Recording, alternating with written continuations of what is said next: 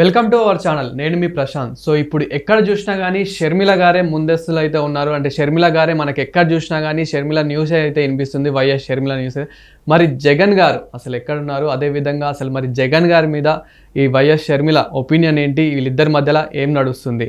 So దీని గురించి అయితే మాట్లాడేందుకు ప్రస్తుతం మనతో పాటు అయితే senior journalist doctor Durga Vadlamani గారు అయితే మనతో పాటు ఉన్నారు. నమస్తే అండి.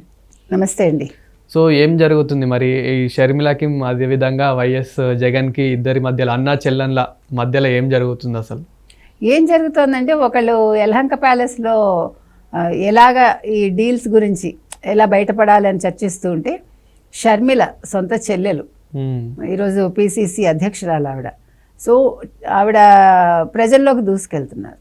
అవును, ఆవిడ ప్రతి విషయంలోనూ అన్నగారిని ప్రశ్నిస్తున్నారు. ఆవిడ ఎక్కడ తగ్గడం లేదు. ఈయనేమో ప్రెస్ ముందుకు రావడానికి ఏడుస్తాడు, ఏదో అన్ని రికార్డెడ్ ప్రెస్ మీట్లు ఏవో పెడుతూ ఉంటాడు. అవసరమైతే మాత్రం పరామర్శిస్తూ ఉంటాడు ఎవరిని, పిన్నెల్లి లాంటి వాళ్ళని. అంటే ఎవరైతే నేరం చేస్తారో, ఎవరైతే జైలుకి వెళ్తారో వాళ్ళని పరామర్శిస్తాడు. ఆ పరామర్శకు కూడా లక్షలు ఖర్చు పెడతాడు. కానీ మిగతా విషయాలకు వచ్చేసరికి ఏమీ మాట్లాడు, యలహంకకి పారిపోతాడు. ఇప్పుడు 1750 కోట్ల డీల్ విషయంలో అదానీతోటి దాని గురించి ఒక ప్రెస్ మీట్ పెట్టలేదు, దాన్ని ఖండించలేదు. ఆ విషయంలో మిగతా వాళ్ళు కూడా ఏం ఖండించట్లే. ఇంకా ఏదైనా పైపేచి ఏం మాట్లాడుతున్నారు, చంద్రబాబు నాయుడు మీదకి నెట్టడానికి చూస్తున్నారు. అసలు ఎక్కడ సంబంధం లేదు అది.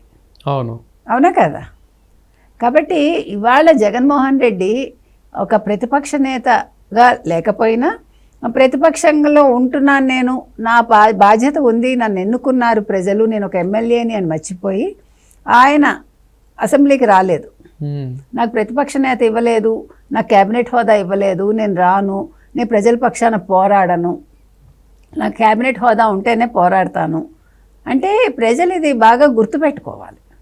అంటే ఇతనికి అధికారం లేకపోతే ఇతను ప్రజల గురించి పట్టించుకోడు. అధికారం ఉంటే అవినీతి చేసి ఓన్లీ పథకాలు ఇచ్చి ప్రజల్ని మభ్యపెడతాడు. అవి కూడా పూర్తిగా ఇవ్వడు.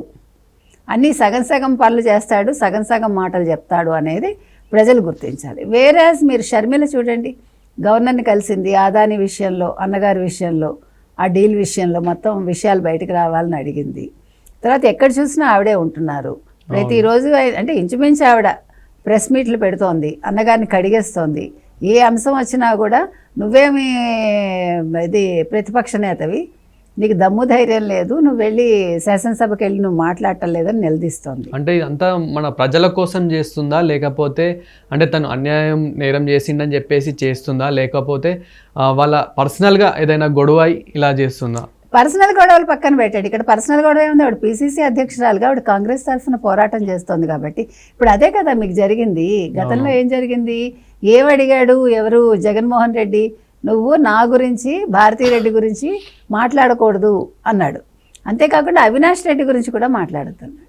అక్కడ కదా ఆవిడ కోపం వచ్చింది. కాబట్టి ఆవిడ పర్సనల్ విషయాల గురించి ఇక్కడ మాట్లాడాలి. ఇప్పుడు అన్నగారుగా షీఈ్ నాట్ టాకింగ్. ఒక ముఖ్యమంత్రిగా పనిచేసి 5 ఏళ్ళు రాష్ట్రాన్ని అతలాకుతలం చేసి ఎన్నికల ముందు చెల్లెలకి అమ్మకి ఒక అన్యాయం చేసిన ఒక వ్యక్తిని ఈరోజు ఒక ప్రతిపక్ష హోదా కూడా లేని అన్నగారిని నిలదీస్తోంది ఆవిడ. నువ్వు ఒక పులివెందుల ఎమ్మెల్యేవి, నువ్వెందుకు ఇట్లా చేసావు అని అడుగుతోంది ఆవిడ. కాబట్టి ఇక్కడ షర్మిల చేసేది ఖచ్చితంగా ఆవిడ సరిగ్గానే చేస్తున్నారండి, సరైన మార్గంలోనే వెళ్తుంది ఆవిడ. ఆవిడ ఎక్కడా కూడా తగ్గట్లేదు. అంటే ఇక్కడ జగన్మోహన్ రెడ్డిని ప్రతి నిమిషం చీల్చి చెండాడుతోంది ఆవిడ, ఎక్కడ వెరవట్లేదు ఆవిడ. అంటే నిజంగా చెప్పాలంటే ఒక స్టేజ్లో ఆవిడ ప్రాణాలకు ముప్పు ఉందని భయపడ్డారు అందరూ జగన్ మూలంగా. అటువంటి మనిషి అవన్నీ తట్టుకుని నిలబడి ఆస్తి గొడవల్లో కావచ్చు, మరొక గొడవల్లో కావచ్చు, సాక్షి మీడియా గొడవల్లో కావచ్చు, ఆవిడ బయటకు వచ్చి ఈరోజు ఈ రకంగా ఉన్నారు అంటే అదే ఆవిడ తెగింపే. కాబట్టి ఇవాళ షర్మిల ఏదైతే చేస్తున్నారో ఖచ్చితంగా చాలా కరెక్ట్గా చేస్తున్నారండి ఆవిడ. ఇంకా ఆవిడ ఇది ఒకటే కాదు, అదాని విషయంలో ఇంకా మిగిలిన ఆయన ఏవేవైతే ఆయన చేసుకున్నాడో ఒప్పందాలు, వాటిని కూడా బయటకు తీయమని ఆవిడ తెలుగుదేశం కూటమిని అడిగింది. ఇంకా ఆయన ఎన్ని అవినీతులు చేశాడో, ఎంత ఆయన అంటే కిక్ బ్యాక్స్ తీసుకున్నాడో అవన్నీ కూడా బయట పెట్టమని అడుగుతోంది. కాబట్టి ఇక్కడ అన్నగారిగా ఏ రకంగానూ ఆవిడ మాట్లాడలేదండి. జగన్మోహన్ రెడ్డిని ఆవిడ ఒక వైసీపీ నేతగా భావించి, ఒక ఎమ్మెల్యేగా భావించి ఆవిడ మాట్లాడుతున్నారు. కాబట్టి ఇవాళ షర్మిల నిజమైన ప్రతిపక్ష నేతగా వ్యవహరిస్తోంది చెప్పాలంటే. అంటే సీట్లు లేకపోయినా పెద్దగా పర్సంటేజ్ లేకపోయినా కూడా ఆవిడ అంటే మొక్కవోని ధైర్యంతో ఎప్పుడూ కూడా మనిషి ఒంటరిగానే పోరాడాలి. అవును. ఆ విషయంలో మనం చంద్రబాబు నాయుడిని చూసాము. ఈవెన్ బీజేపీ కూడా ఒకప్పుడు 2 సీట్లు ఉండే బీజేపీ ఎట్లా ఈరోజు దేశాన్ని శాసిస్తోంది మనం చూసాం. కాబట్టి ఎప్పుడూ కూడా నేత అనేవాడు, అందుకని షర్మిల ముందడుగు వేస్తుంటే జగన్ వెనకడుగు వేస్తున్నాడు. అదేవిధంగా జగన్ గారు కూడా అసెంబ్లీకి వెళ్ళట్లేదు అని చెప్పేసి కూడా మాట్లాడుతూ ఉంది షర్మిల. ఆయన అంటే ఎందుకు వెళ్ళట్లేదు? వెళ్ళాలి అసలు అసెంబ్లీకి అనేది, భయపడకుండా వెళ్ళాలి. మరి ఎందుకు వెళ్ళట్లేదు? అదే కదా, ఆయనకు అధికారం తప్ప ఇంకేం వద్దండి. ప్రజలు అక్కర్లేదు ఆయనకి. నాకు ప్రతిపక్ష హోదా ఇస్తేనే మీ గురించి మాట్లాడతాను, ప్రజల గురించి మాట్లాడతాను అంటాడు, ప్రజల గురించి పోరాడతానంటాడు. మీకు గుర్తుంటే ఈయన స్పీకర్ అడిగాడు గతంలో, డిప్యూటీ స్పీకర్ కూడా రండి జగన్ గారు రండి అన్నాడు. ఎందుకంటే అసలు నిజంగా ఆయన వెళ్ళుంటే చాలా ఇంకా సభారంజకం అంటాం చూడండి, అట్లా సభారంజకంగా ఉండేది శాసనసభ. కానీ భయం, జగన్మోహన్ రెడ్డి పిరికివాడు కాబట్టి వాళ్ళని ఎదుర్కోలేడు. అసలు అయ్యన పాత్రుడు అంటేనే భయం ఆయనకి. అయ్యన పాత్రుడు నాకు మైక్ ఇవ్వడు అని వంక పెట్టుకుని మానేశాడు. అయ్యన పాత్రుడు ఏమన్నారు, మీకు మైక్ ఇస్తాను, మీరు ప్రజా సమస్యల మీద మాట్లాడండి, భయపడకండి, రండి జగన్ అన్నారు. అలాగే ఆర్ఆర్ఆర్ కూడా పిలిచాడు కదా రండి జగన్ అని. సో రఘురామకృష్ణరాజు అన్న భయమే, తర్వాత అయ్యన పాత్రుడు అన్న భయమే. తర్వాత ఇప్పుడు ఇంకా బాధ ఏంటంటే 134 సీట్లతో తెలుగుదేశం ఉంది, 21 సీట్లతోటి 100% స్ట్రైక్ రేట్తో అక్కడ జనసేన ఉంది, ఇప్పుడు ప్రత్యర్థి అయిన బీజేపీ ఉంది. వాళ్ళని ఎదుర్కొనే దమ్ము ధైర్యం ఆయనకి లేదు. ఇప్పుడు ఏమండి వెనకాల తెర వెనకాల ఉండి నాటకాలు ఆడమంటే, బూతులు తిట్టించమంటే, నిందలు వేయించమంటే, అవినీతి చెయ్యమంటే అలాంటివి తెలుసు ఆయనకి. ఇది అంటే ముఖాముఖి ఆయన వల్ల కాదు. ఆయన మాట్లాడలేడు, ముందు మాటలు రావు, మాటలకు తడుకోవాలి. 2 ధైర్యం లేదు, 3 ఆయనకి నిజాయితీ లేదు. కాబట్టి జగన్మోహన్ రెడ్డి శాసనసభకు వచ్చి ధైర్యంగా వాళ్ళతో మాట్లాడే ఒక ధైర్యం లేదు ఆయనకు అసలు.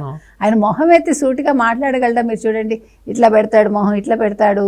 అంటే ఆయనకి పబ్లిక్ స్పీకింగ్ నేర్పించలే వాళ్ళ నాన్నగారు, హౌ టు టాక్ అనేది. అంటే మనం కూడా చిన్నప్పటి నుంచి మనకి ఏం చెప్తారు, సూటిగా కళ్ళల్లోకి చూసి మాట్లాడు అనేది మనకి మొట్టమొదటి చెప్పే సూత్రం. పాప ఆయన చదువు సరిగా చదువుకోలే కదా, ఎవరో రాశారు ఎగ్జామ్స్, అప్పనంగా అన్నీ వచ్చాయి, అమరాయి. అమ్మ నాన్నని ఏడిపించి మరీ ఆయన అన్ని సాధించుకున్నాడు కదా. ఇప్పుడు షర్మిల చూసుకున్నట్లయితే కనుక ముందస్తులో అయితే చాలా దూసుకెళ్తుంది. మరి నెక్స్ట్ ఏం చేయబోతుందని మనం అనుకోవచ్చు? అంటే నెక్స్ట్ ప్లానింగ్ ఏంటి?